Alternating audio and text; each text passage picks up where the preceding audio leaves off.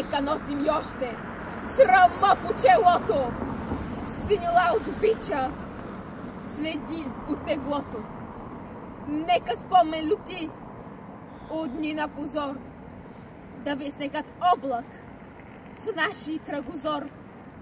Нека ни отрича историята века. Нека е трагично името ни.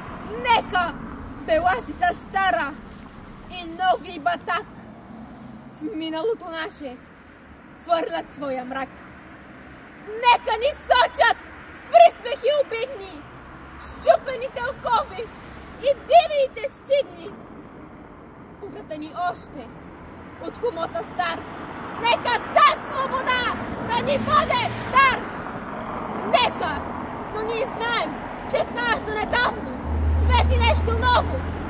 Има нещо славно, що гордо разтупва нашите гърди. И в нас чувства силни, големи плоди. Що не иде там, навръх планината, що небето синьо крепи с рамената. Изцика се някой див, чудовен връх, покрит с бели кости и кървав мъх. На безсмъртен подвиг, паметник огромен, защото в Балкана има един спомен, има едно име, що вечно живей и в нашата история като легенда грей.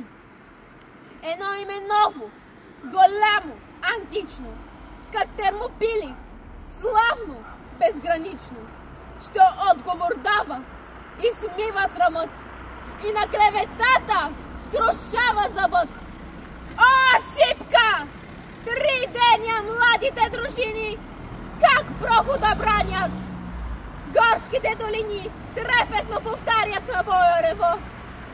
Пристъпи ужасни, 12 път гъсти орди лазят по урвата дива. И тела я стелят, и кръв я залива. Бури подир бури, рояк след рояк, Сюлейман безумни изочи върха пати вика: търчете! Там са раите! И ордите тръгват с викове сърдити, и Аллах грамовно въздуха разпра. Върхът отговаря с други вик: ура! И с нов дъжд куршуми, камъни и дърве. Дружините наши, облискани с кърви, пушкат и отблъскват, без сигнал, без ред. Всяко и гледа само да бъде напред. И гърди геройски на смърт да изложи. Един враг повече мъртъв да положи. По шкалата екнат, турците реват, насипи налитат и падат и мрът.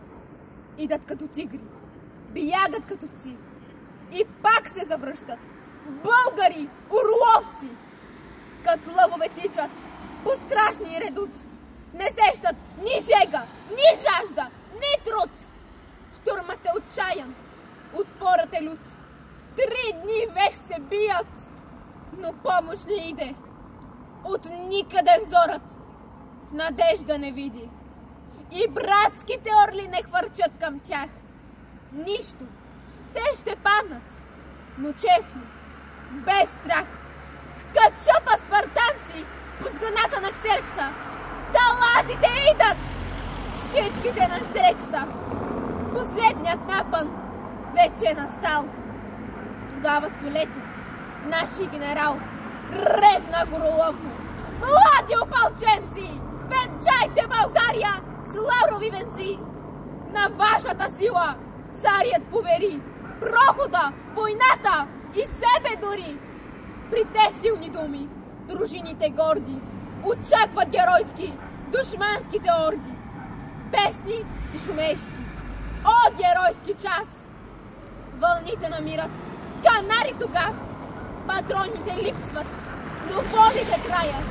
Щикът се пречупва, гърдите остаят и сладката радост до крак да измрат. Пред цяла вселена на то славен рът с една смърт юнашка и с една победа България цяла сега нас и гледа. Тоя връх висок е, тя съзре. Ако би бегали, да мрем по-добре. Няма вече оръжие. Има хекатомба. Всяко дърво мече, всякой камък бомба, всяко нещо удар, всяка душа плам. Камъне и дърве изчезнаха там. Грабайте телата!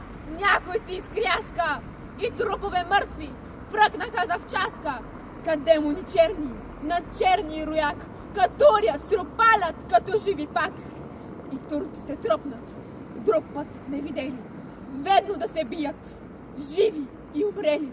И въздуха цепят с демонски вик. Боят се обръща на смърт и на щик.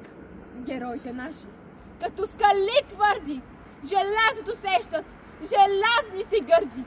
И хвърлят се с песни, свирепата сеч, като виждат харно, че умират веч.